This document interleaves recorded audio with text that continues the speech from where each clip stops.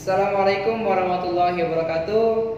Perkenalkan, kami dari kelompok 1 pada kelas A3 dengan mata kuliah Supply Chain Management.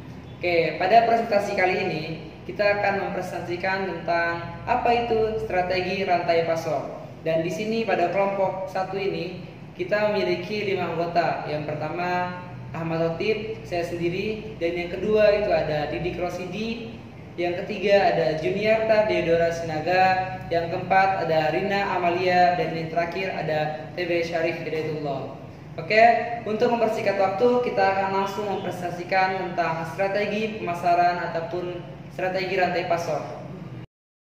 Definisi strategi rantai pasok merupakan kumpulan kegiatan dan aksi strategis di sepanjang supply chain yang menciptakan rekonsiliasi antara apa yang dibutuhkan pelanggan akhir dengan kemampuan sumber daya yang ada pada supply chain tersebut. Oke, kali ini kita akan membahas tentang 5 strategi apa yang dapat dipilih perusahaan untuk melakukan pembelian kepada supplier. Poin yang pertama adalah banyak pemasok ataupun bisa kita sebut dengan supplier. Maksudnya adalah pemasok menanggapi permintaan dan spesifikasi permintaan penawaran dengan kesamaan yang pada umumnya akan jatuh ke pihak yang memberikan penawaran rendah. Poin yang kedua adalah sedikit pemasok ataupun bisa kita sebut dengan few supplier. Dalam strategi ini, perusahaan mengadakan hubungan jangka panjang dengan para pemasok yang komit. Karena dengan cara ini pemasok cenderung lebih memahami sasaran luas dari perusahaan dan konsumen akhir, dan strategi ini juga mengintegrasikan pemasok, produksi, dan distribusi, membutuhkan operasi yang setangkas mungkin. Dan poin yang ketiga adalah integrasi vertikal ataupun vertical integration. Artinya pengembangan kemampuan produksi barang atau jasa yang sebelumnya dibeli atau dengan benar-benar membeli pemasok atau distributor. Oke, poin yang selanjutnya adalah jaringan Keiretsu atau Keiretsu Network.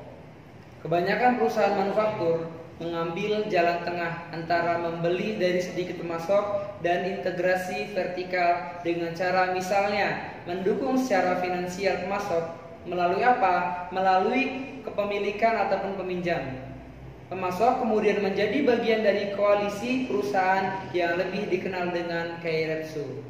Poin yang selanjutnya ataupun poin yang terakhir yakni perusahaan maya atau dengan virtual company. Perusahaan maya mengendalikan berbagai hubungan pemasok. Untuk apa? Untuk memberikan pelayanan pada saat diperlukan. Perusahaan maya mempunyai batasan organisasi yang tidak tetap dan bergerak sehingga memungkinkan terciptanya perusahaan yang unik agar dapat memenuhi permintaan pasar yang cenderung berubah. Adapun tujuan dari strategi rantai pasok yang pertama yaitu untuk memenangkan persaingan pasar supply chain atau rantai pasok. Supply chain harus bisa menyediakan produk atau jasa yang sesuai dengan keinginan konsumen akhir. Adapun apresiasi pelanggan dalam supply chain yang pertama yaitu barang murah, berkualitas, tepat waktu, dan bervariasi.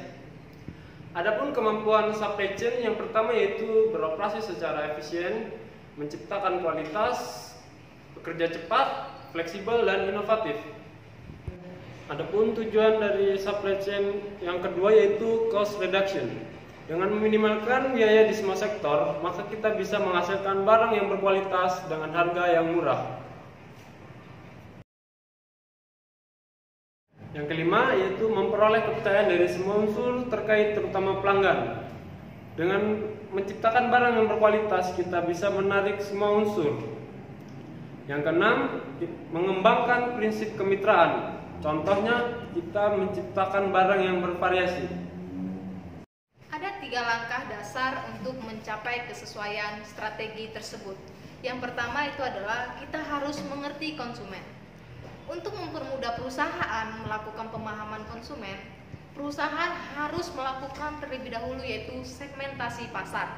Tujuannya agar produk yang ingin dituju sesuai dengan keinginan konsumen dan tepat. Ada hal hal yang penting harus diperhatikan dalam memahami konsumen. Pertama yaitu jumlah dari produk yang dibutuhkan dalam setiap segmen. Kedua ada variasi produk yang dibutuhkan. Ketiga ada level pelayanan yang dibutuhkan. Yang keempat ada harga produk. Ada tingkat keinginan inovasi produk.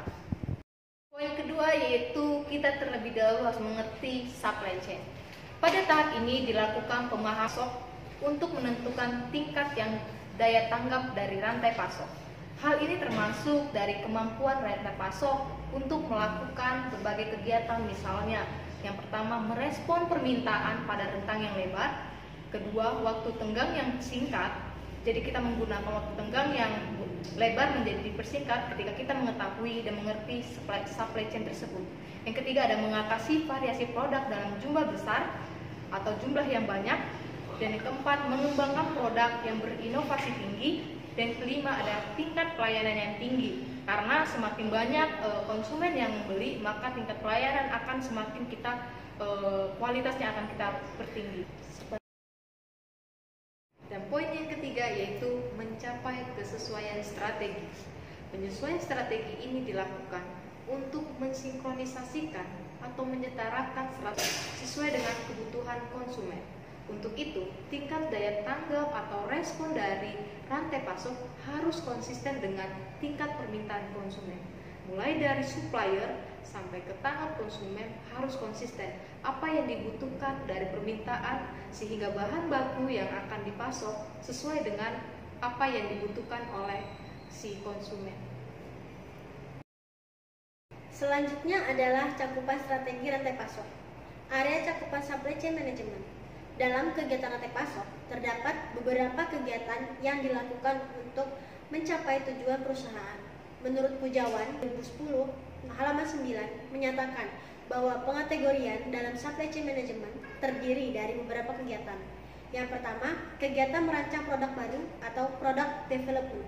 Yang kedua, kegiatan pengadaan bahan baku atau procurement, purchasing atau supply. Yang ketiga, kegiatan perencanaan produksi dan persediaan atau planning and control. Yang keempat, kegiatan produksi atau production. Yang kelima, kegiatan pengiriman atau distribusi atau biasanya disebut dengan distribution. Yang terakhir, kegiatan pengelolaan pengembalian produk atau barang atau biasa disebut dengan return. Selanjutnya ada decoupling point rantai pasok. Decoupling point adalah keputusan sampai di mana produksi bisa dilakukan tanpa menunggu permintaan definitif dari pelanggan, merupakan keputusan yang sangat penting bagi suatu supply chain dan akan secara langsung berpengaruh terhadap kemampuannya untuk menciptakan efisiensi fisik maupun kecepatannya untuk merespon pasar. Titik temu di mana suatu kegiatan bisa dilakukan atas dasar ramalan dan dari mana kegiatan harus ditunda sampai ada permintaan yang pasti.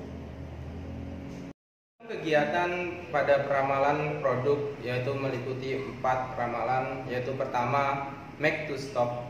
Nah, pada make to stock ini produk akhir dibuat berdasarkan ramalan, di mana metode make to stock akan cocok dengan produk-produk fungsional dan variasinya sedikit. Kemudian ketidakpastian permintaan lebih relatif rendah. Kedua yaitu assembly order.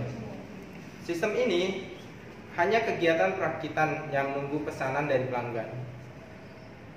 Kemudian assembly to order ini cocok pada sistem yang mana memproduksi banyak varian produk dengan kesamaan produk antar produk yang cukup tinggi. Selanjutnya yaitu make to order.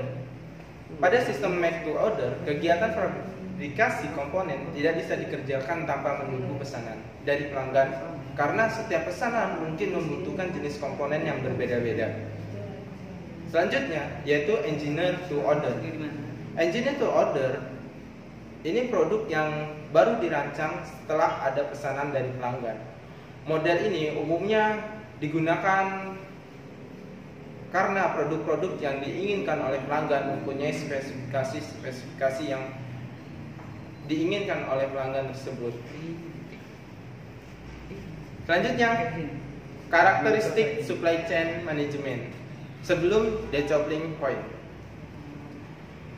di mana Karakteristik SCM pada sebelum decoupling point itu ada dua, yaitu produk fungsional dan produk variance.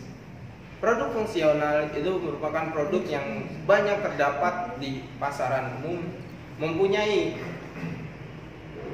siklus hidup yang panjang, dan sayangnya pada produk fungsional itu memiliki variance kebutuhan pelanggan dari waktu ke waktu relatif tidak berubah. Kemudian produk inovatif.